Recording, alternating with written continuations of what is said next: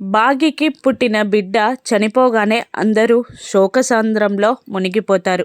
భాగ్యకి మెలకువ వస్తే ఏం చెప్పాలా అని అమర్ ఏడుస్తూ ఉంటారు. పిల్లలు అందరూ రాతో ఏడుస్తూ ఉండగా ఒక మనోహరి మాత్రమే సంతోషపడుతుంది. ఈ రామ్మూర్తి అమ్మవారి ముందు నిలబడి అమ్మవారిని నిలదీస్తూ, తల్లి, నా కూతుర్ని సీమంతానికి తీసుకొస్తే ఇంత దారుణం చేస్తావా? నేనేం తప్పు చేశాను తల్లి? సీమంతానికి తీసుకొచ్చి చనిపోయిన బిడ్డని తనని కానుకగా ఇవ్వలేను. నువ్వే నా బిడ్డకి ఇప్పుడు మెలకువ వస్తే నువ్వే చెప్పాలి. తన కూతురు చనిపోయిందని నువ్వే చెప్పాలి తల్లి, దిగిరా అని ఏడుస్తూ గంట కొడుతూ ఉంటాడు. ఒక ఆడదానికి ఇంత అన్యాయం జరగనిస్తావా? అరుంధతికి చెయ్యాల్సిన అచ్చట్లు ముచ్చట్లు అన్నీ నా చిన్న తల్లికి చెయ్యాలి అనుకున్నాను. పుట్టిన బిడ్డని కళ్ళల్లో పెట్టుకొని కాపాడుకోవాలి అనుకున్నాను. ఇలా జీవం లేకుండా చేస్తావని అనుకోలేదు తల్లి. ఇప్పుడు నా బిడ్డకి నువ్వేం సమాధానం చెప్తావో నువ్వే చెప్పు అని ఏడుస్తూ ఉంటాడు.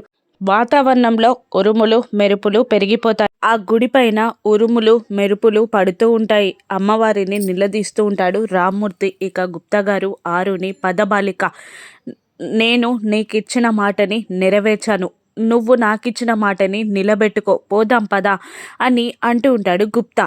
ఆరు ఏడుస్తూ ఉంటుంది. పైనుండి యమధర్మరాజుల వారు కూడా చూస్తూ ఉంటారు. ఇక ఉరుములు మెరుపుల సౌండ్తో భాగ్యకి మెల్లిగా మెలకువ వస్తూ ఉంటుంది. అమర్, బాగి మేల్కుంటుంది. నువ్వే ఎలాగైనా విషయం చెప్పాలి అని అనగానే అమర్ ఇంకా కుంగిపోతాడు. ఇంకా కూలబడిపోయి వెక్కి వెక్కి ఏడుస్తూ ఉంటాడు. అమర్, నువ్వే చెప్పాలి తల్లి అని అంటూ రామ్మూర్తి గంటలు కొడుతూ ఉంటాడు. ఇంతలో ఆరు ఏడుస్తూ బాగి వైపు చూస్తుండగా బాగి మెలకువలోకి వస్తుంది. ఇక బాగి అంటూ అమర్ బాగి చేని పట్టుకుంటాడు. ఇక స్పృహలోకి వచ్చి నవ్వుతూ, ఏమండి, పాప పాప ఎక్కడుందండి అంటూ చుట్టూ చూస్తూ ఉంటుంది. అమర్ చెప్పలేక సైలెంట్ అయిపోతాడు. అందరూ బాగీని చూస్తూ ఏడుస్తూ ఉంటారు. పక్కనే పడుకున్న బేబీని చూసి, పాప చాలా అందంగా ఉంది కదండి, చిటి తల్లి, నా కడుపులో ఉన్నప్పుడే మాట్లాడావు, నువ్వెంత బాగున్నావు తల్లి, అయినా ఎందుకు బాగుండవు తల్లి, మా అక్కే వచ్చింది, మా అక్కే మళ్ళీ నా దగ్గరికి వచ్చింది అంటూ నవ్వుతూ పాపని చూస్తూ అమర్తో, పాప బాగుంది కదండి, అందంగా ఉంది కదా అని మైమరుపుగా అంటూ ఉంటుంది బాగి. బాగి మాటలకు అందరూ ఏడుస్తూ ఉంటారు. రామ్మూర్తి గంట వాయిస్తూ అమ్మవారిని పిలుస్తూ ఉంటాడు. గుప్తా గారు ఆరుని వెళ్దాం పదా అని అంటూ ఉండగా ఆరు సైలెంట్గా అయిపోతుంది. ఇక మళ్ళీ బాగి పాపని చూస్తూ, ఏంటండి ఈ పాప ఏడవట్లేదు, ఓహో పడుకుందా, నిద్రపోతుందా అని అంటుండగా అమర్ సైలెంట్గా బాగి పాప పాప అని చెప్పలేకపోతూ ఉంటాడు. చనిపోయింది అని చెప్పడానికి తనకి మాటలు రావు అమర్కి. ఇక వెళ్దాం పదబాలిక అని గుప్తా గారు అంటూ ఉంటారు. ఆ బాగి ఒక్క నిమిషం పాపని అబ్జర్వ్ చేసి, ఏంటండి పాపకి ఏం కాలేదు కదా, పాప పుట్టగానే ఏడవాలి కదా, పాప ఏడవట్లేదేంటండి అని అంటుండగా అమర్, అది బాగి బాగి పాప చ అని అంటూ ఉంటాడు. ఇక రామ్మూర్తి గంట వాయిస్తూ ఉంటాడు. ఇక ఏమైందండి అని బాగి వెక్కి వెక్కి ఏడవడానికి తన ఎమోషన్స్ని కంట్రోల్ చేసుకుంటూ, ఏమైందండి అని అంటూ బేబీని చేతుల్లోకి తీసుకోబోతూ ఉంటుంది. ఇక గుప్తా గారు ధూమ్ తట అని మంత్రం చదువుతాడు. కానీ తన చేతికి ఉంగరం లేకపోవడంతో తన శక్తులు పనిచేయవు. నా శక్తులు పనిచేయట్లేదా ఏంటి అని అనుకుంటూ ఉండగా బాలిక, నీ దగ్గరున్న ఉంగరాన్ని నాకివ్వు అని అనగానే తీయబోతూ ఉంటుంది ఆరు. కానీ తన చెల్లి ఏడుపుని కంట్రోల్ చేయడానికి చూస్తూ ఉండడంతో ఇక మరో ఆలోచన చెయ్యకుండా ధూమ్ తట అని అంటూ ఆ పాప శరీరంలోకి ప్రవేశిస్తుంది ఆరు. ఒక్కసారిగా కేరింత వినబడడంతో అందరూ ఆశ్చర్యపోతారు. బేబీ కదలడంతో మనోహరి షాక్ అవుతుంది. ఇక బేబీని ఎత్తుకొని అమర్ గుండెలపై వాలిపోతుంది బాగి. ఏవండి అని అంటూ బాబాని దగ్గరగా తీసుకొని అమర్ గుండెలపై వాలిపోతుంది బాగి. అమర్ కూడా బేబీ ఏడవడంతో సంతోషపడతాడు. అందరూ హాయ్ చిన్ను, హాయ్ ఆరు, హాయ్ క్యూటీ అని అంటూ పిలుస్తూ ఉంటారు. అమ్మ తల్లి అంటూ రామ్మూర్తి కూడా దగ్గరగా వస్తాడు. పాప నాన్న అని అంటుండగా మన అరుంధతే వచ్చిందమ్మా అని సంతోషపడుతూ ఉంటాడు రామ్మూర్తి. గుప్తా గారు అలా నిలబడి వాళ్ళందరి సంతోషాన్ని చూస్తూ ఉంటారు. మనోహరి చెంబాని, ఏంటి ఏదో ప్రమాదం అన్నావు కదా, చనిపోయింది అన్నావు, మళ్ళీ ఎలా బ్రతికింది అంటూ ఉండగా ఏదో అద్భుతం జరిగింది అని అంటూ ఉంటుంది చెంబ.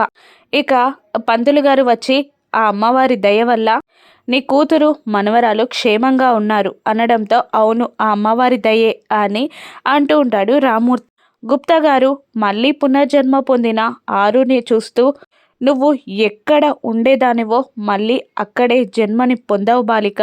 నీ ఆయుష్ని అర్ధాంతరంగా తీసినందుకు నేను మా ప్రభు బాధపడని క్షణం లేదు. నీకు ఎటువంటి న్యాయం చెయ్యలేకపోయామని మా ప్రభు చాలా బాధపడేవారు. మేము చెయ్యలేని న్యాయం నువ్వు చేసావు తల్లి. ఇన్నాళ్ళు వీళ్ళందరినీ నువ్వు కళ్ళకు కాపాడుకుంటూ వచ్చావు. ఇప్పుడు వాళ్ళందరూ నిన్ను కళ్ళల్లో పెట్టుకొని చూసుకుంటారు.